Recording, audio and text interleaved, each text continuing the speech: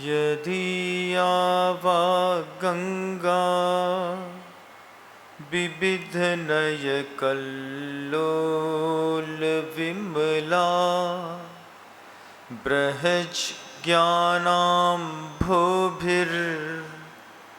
जगति जनतां या स्नपयति इदानीमपेशा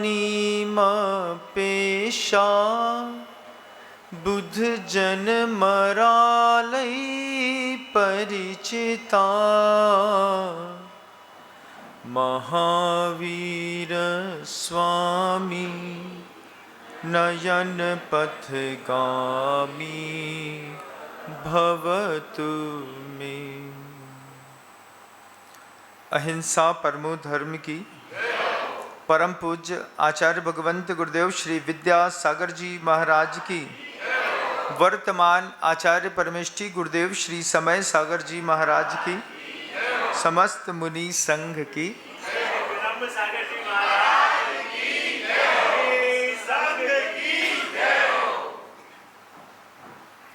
मनुष्य पर्याय है,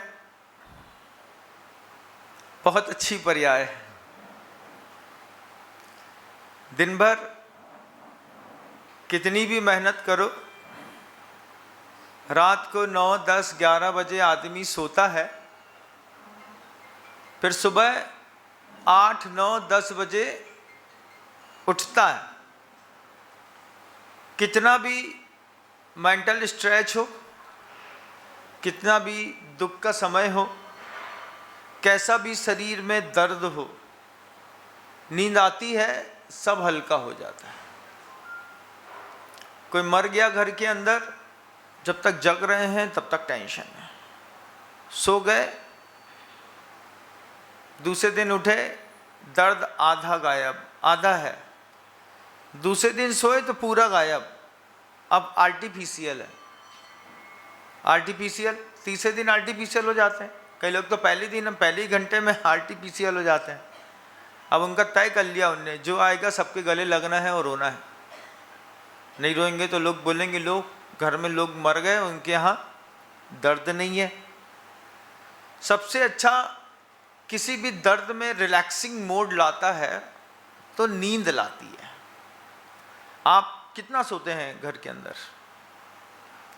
6 घंटा तो सोते होंगे। रात में अगर 12, साढ़े 12, 1 बजे भी सोते हैं तो 8 बजे तक सोते होंगे। कुछ लोग 8 घंटा, कुछ लोग 6 घंटा। गरीब परिवारों में हो सकता है पैसा कमाने की चिंता ज़्यादा हो तो रात को 12 बजे सोएगा तो 6 बजे तो उठ ही जाएगा। दुकान खोलना है, ठेला लगाना है, रिक्शा चलाना है, ऑटो चलाना है, कुछ भी। 6 घंटा सोता है आदमी, 7 घंटा भी सोता है, 8 घंटे भी सोते हैं। पूज्य गुरुदेव 3.25 घंटे सोते थे। रात में 10 बजे सोते थे और 1:30 और 1:45 बजे उनकी नींद खुल जाती थी।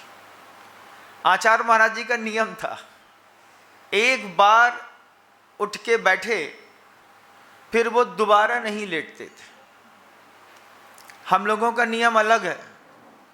हम लोग तो रात में 12 बजे उठ जाएंगे, 1-1.5 घंटे की समाई कर ली, फिर नींद आई तो एक बार फिर लेट गए, फिर उठ गए, प्रतिक्रमण कर लिया, समाई कर ली, स्वयंभू कर लिया, उसके बाद 10-15 मिनट का मार्जिन रहा तो फिर लेट गए। लेकिन पूज्य गुरुदेव के साथ ये तय था, वो रात को अगर 11:15 बजे भी धोखे से भी उठ गए तो गुरु जी दोबारा कभी नहीं लेटते थे।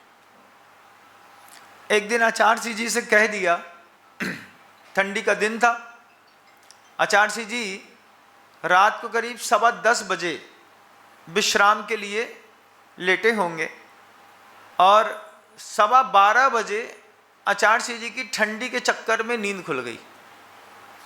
उनको पलट रहे थे, ठंडी में ठंड निकालना बहुत अजीब सी जिंदगी है हम लोगों की। गर्मी में गर्मी निकालना अजीब है, ठंडी में ठंडी निकालना बहुत अजीब है। 10:15 बजे पूज्य गुरुदेव लेटे, 2 सवा 2 घंटे की, 2.5 घंटे की नींद लगी और 12:30 बजे गुरुजी उठ गए। अब वो लेटे लेटे, नींद नहीं आ रही थी, वो बैठे बैठे आ ही नहीं रही, लेटे लेटे आसन लगाया। 12:30 बजे से पद्मासन लगा, ऐसे जो बैठे गुरुजी, पूरी रात निकल गई। सुबह 6:45 बजे उन्होंने पैर नीचे रखा। 6:45 बजे आचार्य सिंह जी ने जैसे ही पैर नीचे रखा, हम लोगों ने कहा कि थोड़ी भैया बत्ती कर लें, 7 घंटे हो गए हैं आपको बैठे बैठे एक आसन में बैठे बैठे 7 घंटे हो गए। आचार्य सिंह उठे, बोले चिंतन बहुत अच्छा था, और बोले हम हो के आते हैं। पीछे गए, थोड़ा सा हो करके आए, पेट खाली हुआ, और आचार्य सिंह जी गजब का उपदेश देते हैं। आचार्य सिंह जी कहते हैं, आप लोगों को नींद आ रही है कि नहीं आ रही है? आ रही है। कितनी आ रही है पूछते हैं, तो बोलते हैं, कोई कहता है 4.5 घंटे तो सो लेते हैं। बोले इतनी ठंडी में 4.5 घंटे नींद लग जाती है? हाँ लग जाती है। 5 घंटे भी सो जाते हैं, कोई 5.5 घंटे। एक महाराज बोले, महाराज हम 6 घंटे का नियम है हमारा, हम 6 घंटे से पहले उठते ही नहीं है, चाहे कुछ हो जाए। हम 10 बजे सोएंगे तो जब तक हमारा पूरा 4 नहीं बज जाएगा तब तक हम नहीं उठेंगे। आचार्य सिंह मुस्कुराए, हंसे, कुछ बोले नहीं। फिर बाद में बोलते हैं कि कितना अच्छा है, अपन 6 घंटे, 5 घंटे, 4 घंटे, जो जैसा चाहता है वैसा सो लेता है। लेकिन ध्यान रखना, नरक में नींद नहीं आती। आचार्य सिंह जी ने जैसे ही अपने शब्दों को पलटा, और गुरुदेव कहते हैं नरक में नींद नहीं आती, एक बार भी पलक नहीं झपकती, आदमी सो ही नहीं सकता।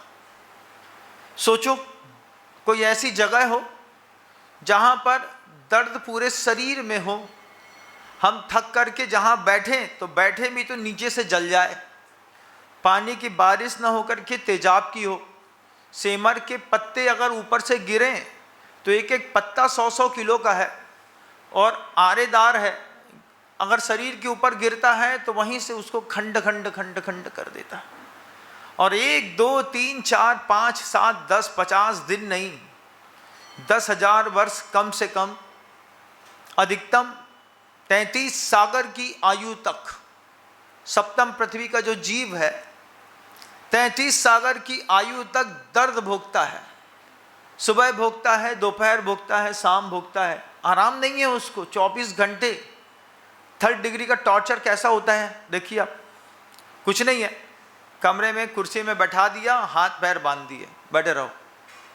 एक फ्यूज ट्यूबलाइट चालू कर दी, लपलपा रही है, बस करेगी, फिर बंद हो जाएगी, फिर उठेगी, फिर बंद हो जाएगी। अब वही फ्यूज ट्यूबलाइट दिन के उजाले में कोई दुख नहीं देती। रात का अंधेरा होता है, सब सो रहे होते हैं, कैदी के सामने फ्यूज ट्यूबलाइट सिर्फ जल रही और बुझ रही होती है। वो सोने की भी कोशिश करता है तो लाइट जलती है, बुझती है, तो एक अजीब सा सिर में दर्द होता है। महसूस किया? कई बार फ्यूज ट्यूबलाइट कमरे में जल रही, लपलपा रही होती है, तो गुस्से में होते, भैया या तो लाइट बंद कर दो नहीं तो हम ट्यूबलाइट फोड़ देंगे, हमसे सहन नहीं हो रहा। आप तो बोल देते हैं, वहाँ कुछ नहीं है, वहाँ पर नरक में नींद नहीं आती। आपको तो नींद आती है, कितने घंटे? 6 घंटे। उसकी प्रैक्टिस करो, 10 घंटे पे आ जाओ। महाराज हम 10 घंटे सोएंगे क्या? सो लो, नरक में नींद नहीं आती। महाराज हम नरक में जाएंगे ही नहीं। हाँ, अपने अंतर मन से पूछो, जो जो तुम्हारे मन के अंदर पुरुषार्थ चलते हैं, वे सारे पुरुषार्थ अगर सफल हो गए तो तुम स्वर्ग जाओगे कि नरक जाओगे? जो तुम मन के अंदर से पुरुषार्थ करते हो, मन के अंदर क्या पुरुषार्थ करते हैं? हमारा बस चले तो हम इसकी पूरी बिल्डिंग गिरा दें। मन का पुरुषार्थ है कि नहीं है? सामने वाले से कोई महिला निकलती है और आपका अंतर मन का पुरुषार्थ और भाव पूरा बदल जाता है। जितने तुम्हारे मन के पुरुषार्थ हैं, इन मन के पुरुषार्थ का अगर तुमको फल मिल जाए, आप खुद तय करो कि आप नरक जाएंगे कि स्वर्ग जाएंगे। कहां जाएंगे आप? जाएंगे। इधर से आवाज आ रही है ना, इधर से आ रही है, बहुत अच्छी बात है। उद्बोधनों में कोई सत्य बोल देता है तो फिर आगे के रास्ता खुल जाता है। जैसे हमने सच स्वीकार किया तो आचार्य ने दूसरा रास्ता खोल दिया, बोले अब इस रास्ते से आगे निकलो तो उधर का प्रेशर इधर नहीं आएगा, और आगे बढ़ते चला जाता है। जितना मन में आपके पुरुषार्थ अभी हो रहा है, जिस तरीके का आरंभ और जिस तरीके का परिग्रह संचय करने के लिए आपका मन अभी लगातार आपको प्रेरणा दे रहा है। आप बताओ, एंटीलिया देख कर के आए होंगे अंबानी का, मन के अंदर नहीं लगा काश अपना भी होता? लगता है, लगता है। जब किसी की लग्जरी डिफेंडर देखते हैं तो उसमें पता चलता है कि उसके चक्के भी सांस लेते हैं। कैसा? बोले 3, 4, 5, 7, 8, 9, 10, 12 इंच तक गाड़ी एक बटन दबाने पर ऊपर उठ जाती है, पहाड़ में भी चढ़ने का दम रखती है। 3, 3.5, 4 करोड़ की गाड़ी है भैया, एक बार तुमको बैठा दें फिर तुम्हारा मन क्या बोलेगा? क्या चाहिए? घर में पड़ी है मारुति 800 और आल्टो, और ख्वाब कहाँ के हैं? बोला डिफेंडर के हैं महाराज। फिर किसी के याट में अगर तुमको घुमा दें एक बार, सिंगापुर में 7 दिन का अगर मान लो क्रूज का सफर मिल जाए, उसका याट छोड़ने पर कैसा लगता है? अरे क्या कहाँ स्वर्ग से उतर करके और नरक में फिर धरती में वो प्रवेश कर रहे हैं, बुरा लगता है। ये क्या है तुम्हारे? ये मन के जितने भी तुम्हारे परिग्रह हैं, ये कैसे कैसे हैं, एक बार अंतर मन में खुद तय करिए। आचार्यों ने तत्वार सूत्र में सूत्र लिखा है, बहवारंभ परिग्रहत्वम नारकस्यायुषा। बहुत आरंभ और बहुत परिग्रह रखने वाला नरक जाता है। महाराज हमारे पास तो कुछ है नहीं, हमारे पास तो हम बहुत सिंपल है, बहुत बिल्कुल सिंपल लाइफ है महाराज श्री। एक दुकान है, सुबह से शाम तक दुकान में बैठते हैं, घर में आते हैं, खाते हैं, शांति से सो जाते हैं। ये तो तुम्हारा जो दृश्यमान परिग्रह है, ये परिग्रह बहुत ज़्यादा नहीं है क्योंकि तुम्हारा इतना पुण्य ही नहीं है। लेकिन जो तुम्हारी मानसिकता में अतीत का और भविष्य का परिग्रह है, 2 शब्द को लीजिएगा। अतीत का परिग्रह क्या है? हमारी 70 एकड़ जमीन थी, पापा के चक्कर में बेचनी पड़ गई। अब वो तुम्हारे दिमाग में आज है कि नहीं है? किसकी जमीन है? हमारी जमीन है। उस जमीन के सामने से जितनी बार निकलोगे उतनी बार सबको यही दिखाओगे, ये जमीन हमारी थी नहीं, अभी भी है। अभी भी तुम उसके मन से मालिक बन करके बैठे हो। अतीत का परिग्रह देखो मानसिकता में कितना है। क्या क्या तुमने, जो तुम्हारे हाथ से होके चला गया, वो भी अभी तुम्हारे मन से जा नहीं पाया। और जो मन में परिग्रह है अतीत का, वही तुमको नरक लेकर के जाएगा। सिर्फ वर्तमान के परिग्रह को परिग्रह मत समझिएगा। ये जो इधर दिमाग में चल रहा है ना, मेरा बस चले तो सब खरीद लें। अभी हम अजमेर गए, आ रहे हैं वहीं से। अजमेर में भागचंद जी सोनी साहब की नसीहत है। उनके सामने एक बहुत बड़ी कोठी है सफ़ेद कलर की। आपने कभी गए हो तो आपने भी कभी देखा हो तो, वो भागचंद जी सोनी साहब की थी। सोनी साहब की नसीहत थी। सोनी साहब की वो बहुत बड़ी एक हवेली है। आज उसकी कोई कीमत ही नहीं है, कोई कीमत नहीं है। आदमी 4000 करोड़ भी दे तो भी उस हवेली की कीमत नहीं दे सकता। वो हवेली सिर्फ 80 लाख रुपए में बिकी। 500 से ऊपर कमरे, 500 से ऊपर, वाइट, बिल्कुल वाइट मार्बल जैसे व्हाइट हाउस बनाया हो। सामने से सूरज की रोशनी पड़ती है, पहाड़ के ऊपर है। इतनी लग्जीरियस है, गजब की लग्जीरियस है। अब जैसे ही उनके पूर्व के मालिक हमारे सामने आए, बोलते महाराज जी ये हवेली है, अपनी हवेली है। हमने कहा बहुत बढ़िया। वही बात हो गई जो गुरुजी कहते थे कि चीज हाथ में है नहीं, लेकिन अभी भी दिल एक ही चीज कहता है कि ये हमारी हवेली है। अब जिसके दिमाग में ये बात धरी हुई है, उस जिसके दिमाग में भी तुम्हारा छोड़ा हुआ और छूट गया परिग्रह है, दोनों, छोड़ा हुआ भी और जो तुमसे छूट गया है वो भी, वो दोनों परिग्रह जो दिमाग में अतीत का हल्ला मचाता है ना, उस परिग्रह को भी ले लो, अभी वर्तमान का परिग्रह भी ले लो, और भविष्य के परिग्रह के बारे में एक बार और चिंतन कर लो। भविष्य का परिग्रह क्या है भाई? कुछ चाहिए कि बस जहां हैं वहीं खड़े हैं तो ठीक है? अरे ऐसे कैसे महाराज, अभी तो अभी गुड़गांव में 100 करोड़ का एक फ्लैट देख के आए थे। जैसे घुसे थे उस सोसाइटी में, ऐसा लगा कि काश एक बंगला बने न्यारा हमारा भी होता। शिखर धवन का जो बंगला है ना, मैं अभी गुड़गांव में देख करके आ रहा हूँ। हमको तो लगा कि ये 15-20 लाख रुपए के मकान होंगे, ज़्यादा ज़्यादा 2-5 करोड़ के होंगे। जब रोटी खा ली और नीचे उतरे तब उनने बोला कि 100 करोड़ का है। अरे हमने कहा ज़्यादा हो गया भाई, 100 करोड़ तो बहुत होता है। बोले नहीं, इसके बगल वाला 120 करोड़ का है, 10,000 स्क्वायर फीट पे। हमारी आत्मा ऐसी हो गई। हमने कहा हमारा वो धर्मशाला का कमरा ही ठीक है, तुम ही धर लो अपना 120 करोड़ का। 120 करोड़ के बंगले में कुछ नहीं है, 5 कमरे हैं, बस हो गया। एक वो है, लेकिन आसपास का environment, society, golf course, road, ये वो, नीचे का क्राइटेरिया, फिर उसके घूमने वाले वो चक्कर लगाने वाले, फिर गार्डन, फिर ये वो ताम झाम दुनिया जमाने की। देखते देखते हमने कहा इसमें लोग रहते हैं, कौन खरीदता होगा 120 करोड़ का मकान? बोले एक भी फ्लैट खाली नहीं है, और जिसने बेचा था वो कहता है कि हमको दोबारा बेच दो। सोचो, जिस कंपनी के मालिक ने वो फ्लैट बेचे हैं, वो कहता है कि अगर आपको बेचना है तो आप हमको दोबारा बेच दो, हम आपसे फिर उससे ज़्यादा कीमत में खरीद लेंगे, और हम उससे भी ज़्यादा कीमत में किसी और को बेचने का दम रखते हैं। ये परिग्रह अगर आप एक बार देख लेंगे तो फिर आपको लगेगा कि काश हमारा भी होता। अभी हम पीछे थे, कौन सी गली में थे अपन? त्रिनगर से पहले अशोक विहार। अशोक विहार में एंट्रेंस ले रहा था तो एक 6 खंड का मकान देखा ऐसा। हम कहा टोपी होती तो विनम सागर तुम्हारी गिर जाती। इतना लंबा चौड़ा भाई, हम उम्मीद से बाहर। हमने कहा कि ये एक ही आदमी इसका मालिक है?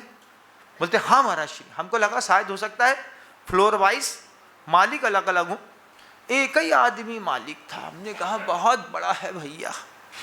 हम देखे, हमने कहा हमको हमारे धर्मशाला का कमरा ही ठीक है। क्या है ये? जैसे हम किसी चीज को देखते हैं, हमारे अंदर भविष्य के परिग्रह भी जबरदस्त है। वही परिग्रह रात में सोने नहीं देते। हड़बड़ा की नींद खुलती है। कैसे खुलती है? अरे अभी तक काम नहीं हुआ, ये हो जाए फिर मैं मुक्ति पटाऊं। बहवारंभ परिग्रहतम नारकश्यायुषा। अतीत का, वर्तमान का, भविष्य का परिग्रह जोड़ लो और फिर तय करो कितना परिग्रह हो गया।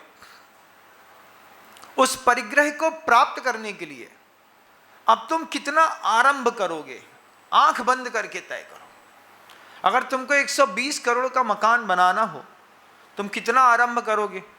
महाराज हम तो यहाँ से सीधे साउथ अफ्रीका जाएंगे और वहाँ पे एक रूबी की खदान लेंगे 100 करोड़ की और खोदेंगे, 1000 निकालेंगे उसमें से।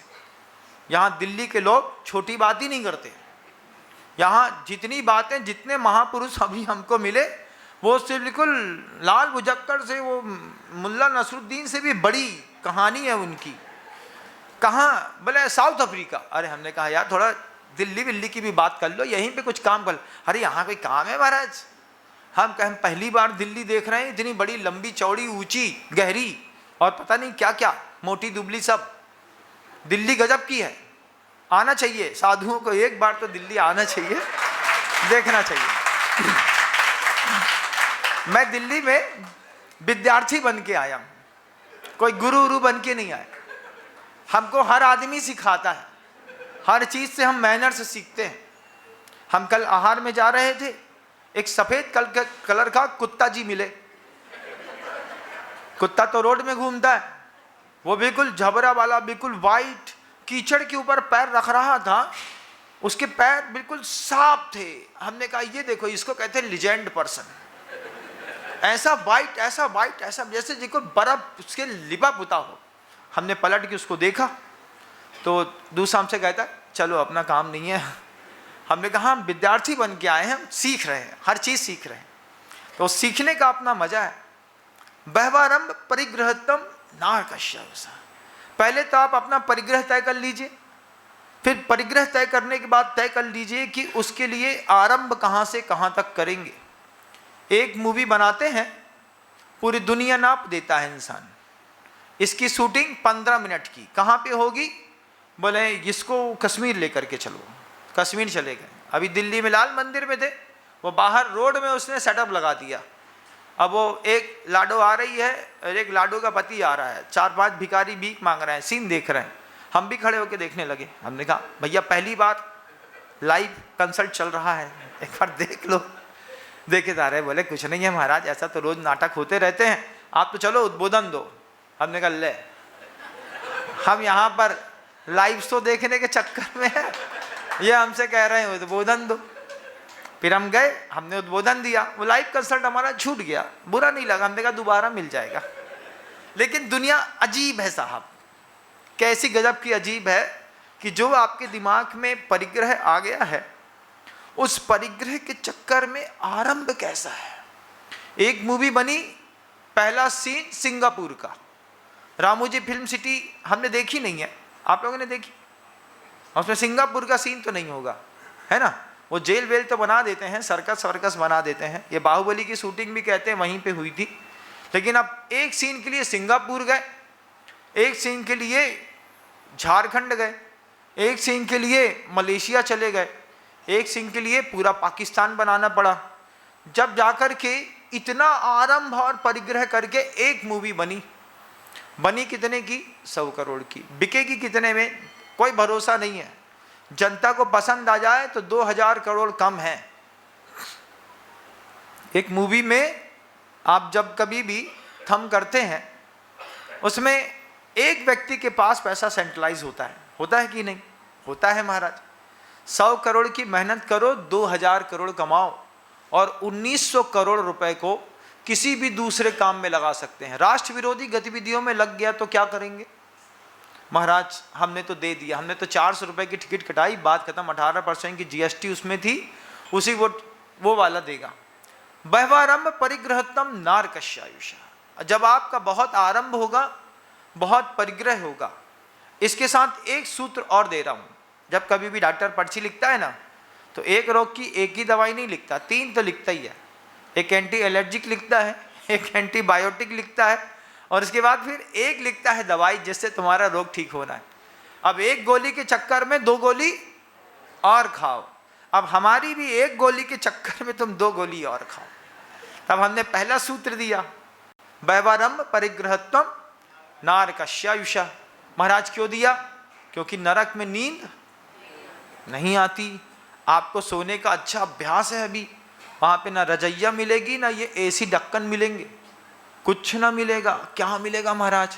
वहाँ पर उम्मीद से ज़्यादा ठंडा मिलेगा। पहले स्वर्ग में घुसते साथ ही तो पहले गरम गरम मिलेगा, 4-5 स्वर्ग तक गरम है, फिर नीचे ठंडा ठंडा है महाराज। तभी तो नीचे से धरती में बैठते हैं तो गरम लगती है। हाँ, नरक के ऊपर बैठे हो, ध्यान रखना, इसी के नीचे है। तो पहले गरम, बाद में ठंडा। वहाँ पर एक भी चीज मन की नहीं है। जाता कौन है? हमारे आपका जैसा जीव। गए क्या एक आध बार? कई बार जा करके वापिस आ गए, इस पर्याय में आ गए। अब इस पर्याय का सुख और दुख लगता है। आचार्य कहते हैं आगम से देखोगे तो भय पैदा होगा, और भय पैदा होगा तो बच जाओगे। अपाण मयानंतो अर्णपम चाबिसो अयानंतो कह होदि सम्मदिट्ठी जीवा जीवे अयानंतो। ग्रंथराज समय सार की एक कारिका है जिसमें कुंदकुंद भगवान कह रहे हैं, जो अपने आप को नहीं जानता, जो जीवों को नहीं जानता, दूसरे को भी नहीं जानता। अपाण अयाणंतो, अपने आप को नहीं जानता। अर्णप्पम चाबिसो अयाणंतो, और वो दूसरे को भी नहीं जानता और नहीं समझता। सुअर सुअर क्यों बना बताओ? नहीं पता महाराज, आगम ग्रंथों में तो सब लिखा है। सुअर के साथ बड़ी दिक्कत है, तुम्हारे साथ तो बड़ी सुविधा है। क्या सुविधा है महाराज? तुमको पसीना आता है तो चिप चिप होती है ना महाराज, बहुत पसीना आ रहा है। अब सुअर की जीवन की कहानी है, उसके शरीर में पसीना पैदा करने वाली ग्रंथि ही नहीं बनी। अब सुअर के शरीर में पसीना पैदा करने की ग्रंथि नहीं बनी तो वो अंदर की हीट नहीं निकाल पाता अपनी। आपके शरीर से पसीना निकलता है तो अंदर की हीट बाहर आती है, सुअर के शरीर में पसीना नहीं निकलता। कितना ही दौड़ा लो, कितनी कर लो, जब गर्मी से चींची करने लगेगा तो जहां नाली मिलेगी, ठंडा पानी मिलेगा, वहीं पे लौट जाएगा। उसकी नाली में घूमने का सुअर को शौक नहीं है। क्या है उसकी? मजबूरी है। क्या मजबूरी है? कहीं और जगह नहीं मिलने वाली। किससे बोले कि अपने स्विमिंग पूल में हमको घुसा लो? तुम घुसाओगे सुअर को अपने स्विमिंग पूल में? बोल आओ सुअर जी, यहाँ पर आकर के विश्राम कर लीजिए, तुम्हारी भी पर्याय है। नहीं है। जब हम ऐसी पर्यायों में जाते हैं, जब हम ऐसी पर्यायों के दर्दों को हृदय से समझते हैं। अभी तक कितने लोगों को पता था कि सुअर के शरीर में पसीना की ग्रंथि नहीं होती? कोई जानता था? आज पहली बार सबने समझा ना क्या मजबूरी है सुअर की। अब जब उसकी मजबूरी दिखने लगेगी, अब सुअर को देखोगे तो उसके ऊपर दया उपजेगी। अब सुअर को देखेंगे तो समझना इसके औदारिक नाम कर्म के ऐसे उदय और ये विन्यास तो अलग चीज है, लेकिन ये ऐसा चाहता नहीं है, उसको मिल रहा है, उसको उसमें जाना पड़ रहा है, मजबूरी है। माया तैरज्ञोनस्य, मायाचारी तिर्यंच गति के बंध का कारण है। फिर कुंदकुंद भगवान का कहना है अपाण मयानंतो, अपने आप को भी नहीं जानते, शरीर के मैकेनिज्म को नहीं जानते, शरीर के बारे में कुछ नहीं जानते, बस जिए जा रहे हैं। कैसे जिए जा रहे हैं? जैसे जिए जा रहे हैं वैसे ही जिए जा रहे हैं, और ऐसे ही दूसरे के बारे में भी कुछ नहीं जानते। दूसरे के बारे में कुछ नहीं जानते तो भी बड़ी तकलीफ है। कबूतर जब तक उड़ नहीं पा रहा था तो कबूतर के माता पिता उसको संभाल रहे थे। जैसे ही उड़ना सीखा तो अपन नीचे से कबूतर को देखो तो बड़े खुश हैं। यहाँ तो रोड टैक्स देना पड़ता है, फिर इधर से उधर हरी बत्ती है, लाल बत्ती है, नीली बत्ती है, दाएं चलो बाएं चलो, टायर में हवा कम है तो फिर जुर्माना लग गया। काली फिल्म लगा ली, लाल लगा ली, नीली लगा ली, पट्टी डिजाइनर बना ली, उसने तुरंत चालान काट दिया। कबूतर का कोई चालान नहीं कटता। किसी की भी छत के ऊपर से घूम करके पूरी दिल्ली में आराम से घूम सकते हैं। आप कबूतर को अच्छा समझते हैं, उसकी भी बड़ी मजबूरी। कौवा कबूतर को ऊपर ही ऊपर उठा के खा लेता है। चील, गिद्ध, बाज आसमान में उड़ते हुए पंछी को ऊपर ही ऊपर खा जाते हैं। मजबूरियां बड़ी भयंकर हैं। ऐसी ऐसी गतियों में ऐसी ऐसी दुर्व्यवस्थाएं मची हैं। उन दुर्व्यवस्थाओं के बीच में कोई भी सुरक्षित नहीं है। बेल मछली सुरक्षित होगी महाराज? प्रशांत महासागर में नीचे रहती है वो, बिल्कुल जितने नीचे पनडुब्बी नहीं जा सकती उसके नीचे मछलियां रहती हैं, वहां भी सुरक्षा नहीं है। मिट्टी के अंदर से निकलती है अचानक एक बड़ी बेल, 2, 5, 10 हजार मछलियों को एक साथ खा जाती है। हम सोचते थे कि 10 किलोमीटर, 5 किलोमीटर, 11 किलोमीटर गहरा है प्रशांत महासागर, और आप आश्चर्य मानेंगे कि 11 किलोमीटर के बिल्कुल नीचे जमीन जो है वहाँ पर भी जीव रहते हैं और सुरक्षित नहीं है, वहाँ पर भी मर रहे। ना सागर के अंदर सुरक्षा है, आसमान में भी कोई सुरक्षा नहीं है। तिर्यंच गति इसी लफड़े में निकल जाती है। इसके साथ एक और दिक्कत है, खाने पीने का कोई स्वाद नहीं है। तुम जो कुत्ते को बहुत अच्छे से दूध पिलाते हो, कुत्ते को दही चावल खिलाते हो, तुमको क्या लगता है कुत्ते को स्वाद आता है उस चीज का? इन लोगों की टेस्ट बर्ड्स में और हमारे टेस्ट बर्ड्स में जमीन आसमान का अंतर है। तुम गैया को बढ़िया शुद्ध घी लगी रोटी खिलाओ और तुम सोचो कि गैया को शुद्ध घी लगी रोटी का वही स्वाद आ रहा होगा जो तुमको आ रहा है, तो हमारी तुम्हारी भूल है। वो भूसा खा करके तंदुरुस्त रह सकती है, तिर्यंच गति का ये परिणाम है। माया तैरज्ञोनस, माया करी तो तिर्यंच गति में गए। बहवारंभ परिगृहतम नारकश्यायुषा, बहुत आरंभ और बहुत परिग्रह के साथ हमने जीवन भर कुछ पाया या नहीं पाया, लेकिन नरक जरूर पा लिया। निकल रहा था रोड से, कचड़े के ढेर के बगल में, परसों की बात है, एक भिखारी बैठा था और कोई महिला एक कुकर भर के भात नाली के ऊपर पट्टी में ऐसा छोड़ गई थी, उसी को वो खा रहा था। कैसा लग रहा होगा। मैं निकल रहा था, हमने तुरंत बगल वाले से कहा उसको भोजन करा दो। उसने तुरंत बोला भैया वो मत खाओ, उधर चले जाते हैं। उससे बोला वो मत खाओ, उसके बाद भी वो 2 कौर तो खा ही गया। क्या पता ये उठाए यहाँ से, ये भी चला जाए। उसके नाली के ऊपर पड़ा चावल दाल उठा करके खा लिया। मनुष्य पर्याय के भी दुख कम नहीं है। अब उससे पूछो तुम्हारे पास कुछ नहीं है, जो है वो भी छोड़ दो, क्योंकि दिमाग में परिग्रह पल रहा है, भले हमारा पुण्य काम करे या ना करे। बहवारंभ परिग्रहतम नारकश्यायुषा, एक सूत्र आपके सामने रखा। माया तैरज्ञोनस्य, एक सूत्र आपके सामने रखा। एक कुंद भगवान की गाथा रखी। अपाण मयाणंतो अन्नपम चाविसो अयाणंतो कह होदि सम्मुदिट्ठी जीवा जीवे अयाणंतो। जो जीव और अजीव दोनों को नहीं जानता वो कैसे सम्यक दृष्टि हो सकता है। और ये उद्बोधन सम्यक दृष्टियों के लिए है। अंदर अगर भावुकता है और डरे हुए हैं तो फिर कमाल करेंगे आप मोक्ष मार्ग में। औरंगजेब भी डरा हुआ था। औरंगजेब को अपने बच्चों से डर लगता था। उसने लिखा है कि जो गति मैंने अपने पिता की करी, मुझे डर था कि कहीं मेरे बच्चे भी मेरी वही गति ना कर दें। औरंगजेब ने अपने पिता के साथ क्या किया था? इतिहास कहता है हिसाब बराबर कर दिया था पिताजी का। पहले तो जेल में डाला, फिर जेल में डालने के बाद जब लगा कि बगावत जेल की में राजा को डालने पर हो रही है, वहीं पे हिसाब लगा दिया। अब तुमने अपने पिता को मारा है तो तुम भी डरो। अब तुम्हारे बच्चे भी तुम्हारे साथ कुछ कर सकते हैं। आप तैयार रहिएगा इस बात के लिए, क्योंकि आपका बुढ़ापा आपके पिता के साथ कटने वाला नहीं है। किसके साथ कटने वाला है? बच्चों के साथ बुढ़ापा कटने वाला है। बच्चे आपका व्यवहार अपने पिता के प्रति लगातार देख रहे हैं और फिर धीरे से घर में नरक की व्यवस्था शुरू हो जाएगी। नरक में क्या है? दुख में बाबा, दुख ही दुख है। सोचो यहाँ 6 घंटा सो रहे हैं, वहाँ नींद ही नहीं आती। सोना चाहता है, पलक भारी है, ऐसा हो रहा है, जैसे ही ऐसा होता है यहीं से पकड़ के खींच देते हैं, ये पूरा उखाड़ देते हैं।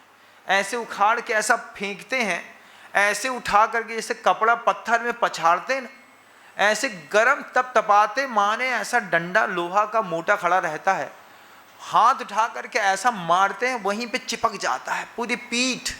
जैसे मान लो आपके पीठ में कोई अच्छी गरम झरिया रख दे तो एक बार में आप बिल्कुल परेशान हो जाएंगे।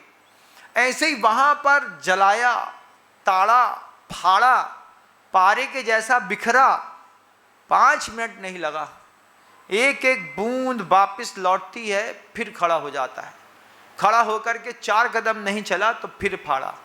10,000 कम से कम वर्ष, अधिकतम 33 सागर। हम नहीं जाएंगे महाराज जी। अरे ऐसे कैसे नहीं जाएंगे? पहले तय तो कर लो कि अपन जाएंगे कि नहीं जाएंगे। जाएंगे महाराज। कैसे जाएंगे? एक सूत्र और देता हूं। तीव्र मंत्र ज्ञाता ज्ञात भावाधिकरण वीर विशेषेभ्य तद विशेषा। पुण्य में, पाप में, नरक में, तिर्यंच में, मनुष्य में, देवगति में, कहीं भी आपको जाना हो, उसमें यह सूत्र लगता है। आप जो पुरुषार्थ कर रहे हैं, धर्म का पुरुषार्थ कर रहा हूं, इस धर्म के पुरुषार्थ में मेरा भाव कैसा है? तीव्र है कि मंद है? तीव्र भाव है, हमेशा उत्साह बना रहता है, हमेशा उत्सुकता बनी रहती है। कल नया मोहल्ला, नए खूबसूरत चेहरे, नए लोग, नया व्यवहार। देखते हैं कल से कल कितना खूबसूरत है। जितना उत्साह मेरे चेहरे पर रहता है इतना शावकों के बीच में भी रहता है, और हर दिन सोने के जैसा निकलता है। तीव्र भाव। कैसा भाव? तीव्र भाव। तुम्हारा पैसा कमाने में तीव्र भाव। कैसा तीव्र भाव? कि अगर मान लो डुप्लीकेट माल आ गया और अगर कोई खरीद के ले गया ओरिजिनल समझ करके, तो तुम देते वक्त तो तुमको पता रहता है भैया ओरिजिनल के पैसे मिल रहे हैं, स्क्रीन पूरी डुप्लीकेट है। सोनी लिखने में कहाँ जाता है? 1.5 रुपये तो लगते।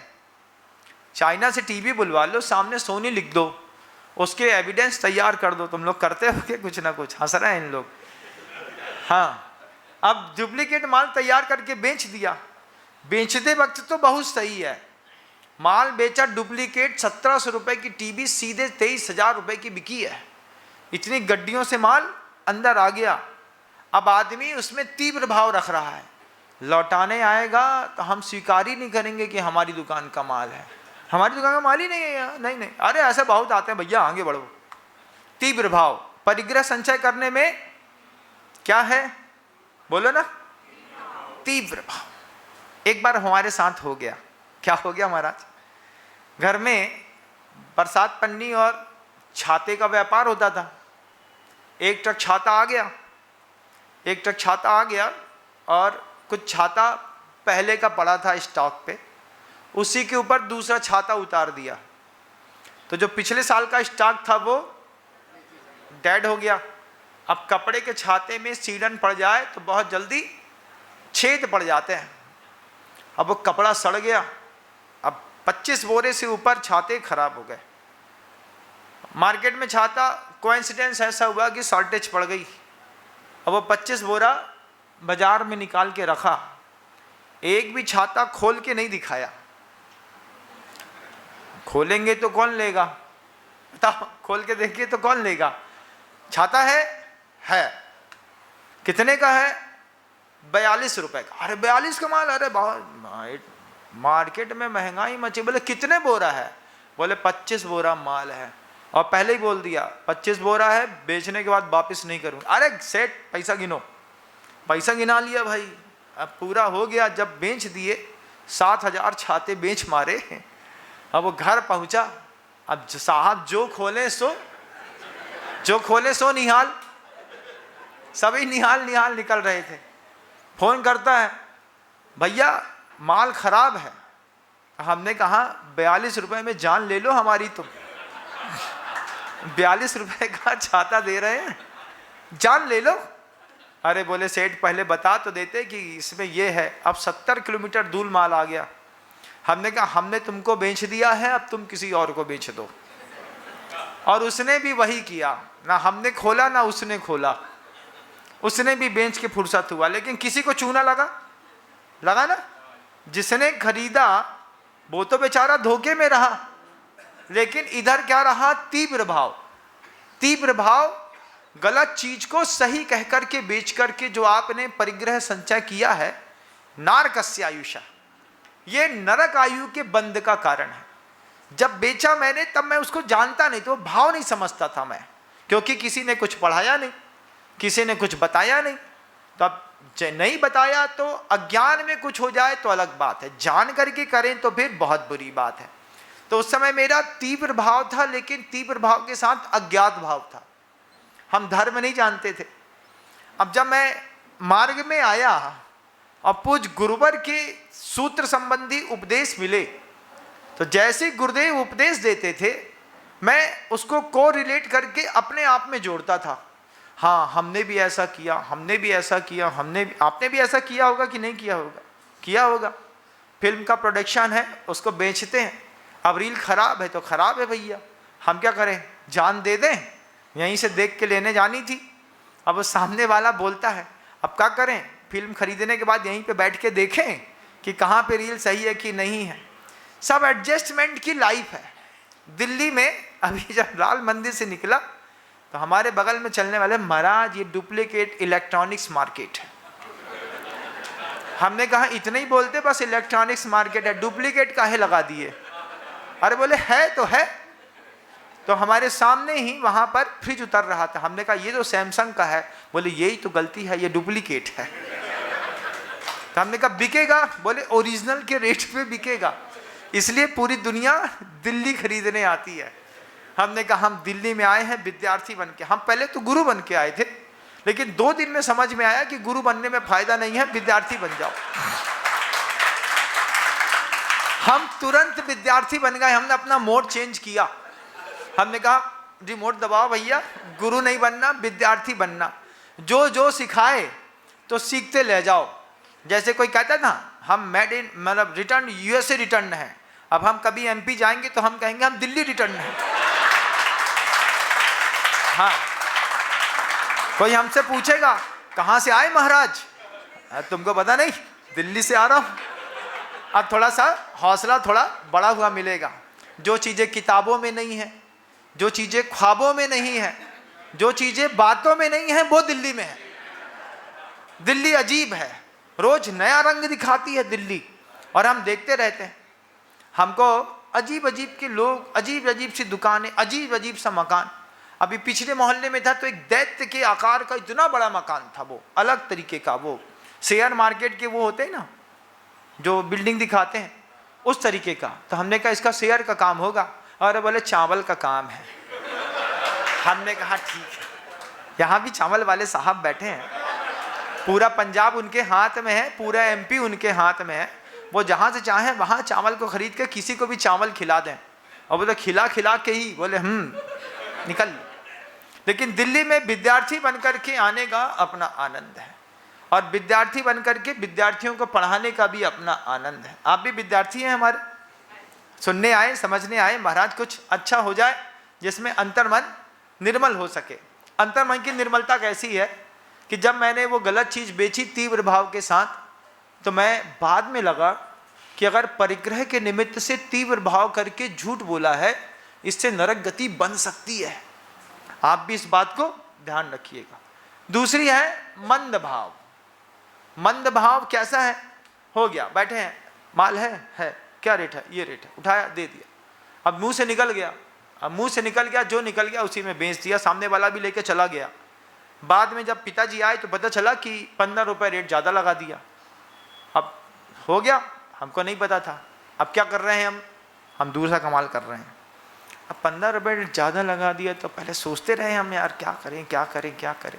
फिर हमने 15 रुपये का कंप्यूटर में हिसाब लगाया कि अगर मान लो 15 रुपये हमने ज़्यादा ले लिए हैं, तो पिताजी की तो 15 रुपये है नहीं, और वो तो दे ही गया है, तो फिर ये 15 रुपये किसका है? बताओ किसका है ये 15 रुपये? जब पिताजी ने कह दिया कि 15 रुपये ज़्यादा ले लिया, और जिसको माल बेचा वो तो दे के चला गया, उसको तो पता ही नहीं है, वो सब में खुश है। अब मैंने आधा पौन घंटा सोचा, अपने आप से पूछा, बोलो किसका है ये 15 रुपये, किसका है? फिर हमने कंप्यूटर कैलकुलेटर उठाया, खट खट खट किया, उसमें निकल आया, अच्छा अमाउंट निकला था 8,700 रुपये। तो हमने कहा ये 8,700 रुपये के पिताजी मालिक नहीं है, इसका मालिक मैं हूँ। हमने ईमानदारी दिखाई। पिताजी बोले क्या हुआ? हमने कहा जिसका था वो ले गया। हम क्या बोले कि वो ले गया। अब वो 8,700 1999 में मायने रखते थे। आज कीमत कुछ नहीं है, उस समय मायने रखते थे। उस समय हम 1.5 रुपये का समोसा खाते थे, आज तुम 25 रुपये का खाते हो। बहुत अंतर है ज़माने में। हम पुराने ज़माने की दूसरी सेकंड सेंचुरी के आदमी हैं, तुम लोग नई सेंचुरी वाले हो। अब वहाँ पर देखा तो मंद भाव में वो चीज़ को उठा करके पास में रख लिया। गुरु जी के पास आने के बाद समझ में आया कि ये चोरी है, और साथ ही साथ परिग्रह रखने के कारण इससे भी नरकायु का बंद हो सकता है। क्या करेंगे? खम्मामी सभ्य जीवानाम सभ्य जीवा खमंतु में। इधर से नहीं, इधर से। आज अपने अपराध की स्मृतियां करके, और उसका आप जब तक कन्फेशन नहीं करेंगे, जब तक आप किसी के सामने कन्फेस नहीं करेंगे, महाराज भगवान के सामने कन्फेस तो करते हैं, प्रभु के सामने कन्फेस नहीं होता, जीवित गुरु के सामने कन्फेस होता है। और ये कमाल है, आपको आश्चर्य लगेगा कि प्रायश्चित ले लेने पर, प्रतिक्रमण कर लेने पर, आलोचना कर देने पर, महाराज मुझे अपनी आलोचना करनी है, ईसाइयों में जबरदस्त चीज है। जो फादर होता है, फादर कैबिन के अंदर बैठ जाएगा और उल्टा बैठ करके कान से सुनता है बस। जो अपराध कर रहा है वो उसका चेहरा नहीं देखता, चेहरा देखेगा तो राग द्वेष हो सकता है, तो बिना चेहरा देखे वो कन्फेस करता है, फादर मुझसे ये अपराध हुआ, ये अपराध हुआ, ये अपराध हुआ, ये अपराध हुआ, ये अपराध हुआ, और फिर बाद में आप मुझे इसका बाइबल जैसा कहती है वैसा दंड दे दीजिए। उनके यहाँ गजब की व्यवस्था है, आपके यहाँ काहे को नहीं है भाई? आप भी तो कभी गुरु के पास जाओ, आज गुरु से बोलो महाराज जी मुझे कन्फेस करना है, महाराज जी व्यवस्था बनाएंगे। हम लोग जाते थे गुरु जी के पास प्रायश्चित लेने, अपना कन्फेस करने, आचार्य जी कन्फेस करना है। कन्फेस शब्द नहीं बोलते थे, शब्द प्रायश्चित लगता मुंह से निकलता था, आचार्य जी कुछ प्रायश्चित चाहिए। आचार्य जी बोलते थे बाद में आना। जब एकांत में कोई नहीं रहता था तब आचार्य जी बोलते थे हाँ क्या हो गया अब बताओ। अब जब जीवित गुरु के सामने अपना पाप कह दो तो लगता है सब हल्के हो गए। दुनिया में कोई तो एक ऐसा हो जिसके सामने आप सही में दिगंबर हो। अभी तो नाम की आगे दिगंबर लगता है, लेकिन दुनिया में एक होना चाहिए। आपको इस बात का विश्वास रखना, अगर आपके मन के अंदर ये गुदगुदी है कि वो गुरु मेरे बारे में सब जानते हैं, तो तुम्हारे पाप करने की शक्ति कम हो जाएगी, पाप के परिणाम कम हो जाएंगे। वो कन्फेस कर लेते हैं, आप कन्फेस नहीं करते। आप क्या सोचते हैं, अरे बता देंगे तो कहीं महाराज जी मजाक ना बना दें, कहीं महाराज जी प्रवचन में ना बोल दें, है ना, नाम लेके बोल दिए तब तो और गए काम से, इसे नहीं बताते। लेकिन एक अपरिश्रावी नाम का गुण होता है। जो बड़े पेट वाले साधु होते हैं ना, वो दुनिया में आचार्य परमेष्ठी जो होते हैं, उनका एक अपरिश्रावी नाम का गुण है। उनके कान में बात जाती है, मुंह से बाहर नहीं आती। वो सुनते हैं किसी की बात, किसी का पाप पचा जाते हैं। हमने आचार्य जी से जो जो कहना था सब कहा। आचार्य जी ने ऐसा, जब कोई अपराध मेरा गंभीर दिखा, ऐसा हो जाता है, आंख खोल के नहीं देख रहे, अपराध मैंने गंभीर किया, आंख गुरु जी की टाइट हो गई, हो जाता है। अब क्या करना है, फिर ऐसा करके 4 से फिर आंख खोलते थे। एक काम करो, 64 रिद्धि के 64 उपवास कर लेना। गुरुदेव आप जैसा बोले। उन्होंने दे दिए, हमने ले लिए, सहजता में 1 साल में पूरे किए। अब अंतर्बल की ताकत भी जगी। गुरु जी से कहा, गुरुवर 64 रिद्धि के उपवास आनंद संपन्न हुए हैं, आपका आशीर्वाद चाहते हैं।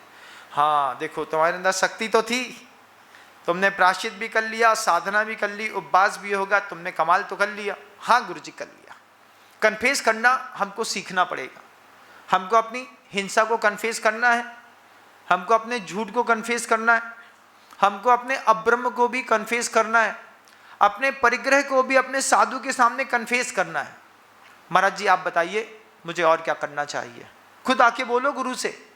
तुम्हारा गुरु लुटेरा नहीं है, डाकू भी नहीं है, क्या है, वो मुनि है।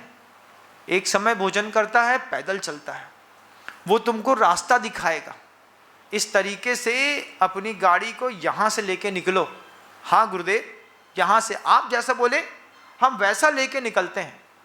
जब आप अपने हिंसा, झूठ, चोरी, कुशील और परिग्रह, इन 4 को अपने मुख से खुद कन्फेस कर लेंगे। वैसे तो हम बहुत अच्छे हैं, लेकिन बिच्छू भी बहुत अच्छा है, जब तक उसको ना छेड़ा जाए। जब छेड़ दो तब बिच्छू बोलता है ले एक डंक तो तू खाई ले। वैसे तो हम बहुत शरीफ हैं, लेकिन जब कोई हमको छेड़ता है ना, फिर हमसे रहा नहीं जाता। तो ये जो हमारी अंदर की आदत है, हमारा सोया हुआ शैतान किसी के छेड़ने पर जगता है, उसको भी कन्फेस करना पड़ता है। एक बार एक महाराज जी पहुंच गए आचार्य जी के पास। आचार्य जी मुझे गुस्सा बहुत तेज आ जाता है। आचार्य जी को पता चल गया था कि इनने गुस्सा भी किसी के ऊपर किया है। तो बोले हाँ आ तो जाता है, तुम्हारी हाइट कम है, मोटाई ज़्यादा है, इसलिए गुस्सा भी कई बार हाइट के चक्कर में भी आ जाता है। तो हमने कहा, हमने तो नहीं कहा, जिस चीज़ की हाइट कम थी वो कहता है। तो चाचा जी अब आप बताइए क्या करें। आचार्य ने कुछ नहीं करना है, इस चातुर्मास में नमक और बूरा दोनों नहीं खाना है किसी भी कीमत पे, अपने आप गुस्सा 4 महीने में चला जाएगा। और आचार्य बोलते हैं, वो कुछ बोलते उसके पहले ही गुरुजी ने कह दिया, कायस्वर कर लो, 4 महीने नमक और बूरा में हाथ नहीं डालेंगे, कोई नेचुरल स्वीट्स भी नहीं खाएंगे। नेचुरल स्वीट्स भी खत्म, आर्टिफिशियल स्वीट्स भी खत्म, ना आप मुनक्का खा सकते हैं, ना किशमिश खा सकते हैं, ना पिंड खजूर, क्योंकि सब में नेचुरल स्वीट्स हैं। 4 महीने में आदमी बिल्कुल सरेंडर हो गया। अब भाई गुस्सा कर ले, अरे रहने दे यार, क्या है, अरे बोले 3.5 महीना हो गया भूसा खा रहे। हमने कहा भूसा, तुम बैल हो गए क्या? अरे बोले रोटी में नमक नहीं, दाल में नमक नहीं, सब्जी में नमक नहीं, चटनी में नमक नहीं, पापड़ में नमक नहीं, 3 महीना हो गया। बोले क्या है? ब्लड प्रेशर डाउन रहता है। हमने कहा बहुत बढ़िया, पहले तो उठा देते थे तुम दूसरे का। अरे बोले जिस गुरु के चक्कर में अपन फंसे हैं ना, ये निर्वाण कराए बिना न मानेंगे। ऐसा मुस्कुरा के बोले साधु हमसे कि जिस गुरु से अपन फंसे हैं ये निर्वाण कराए बिना न मानेंगे। तो हमने कहा चाहिए कि नहीं चाहिए? अरे बोले चाहिए, तभी वे तो पालन कर रहे हैं। तुम भी बोलो, क्या बोलो?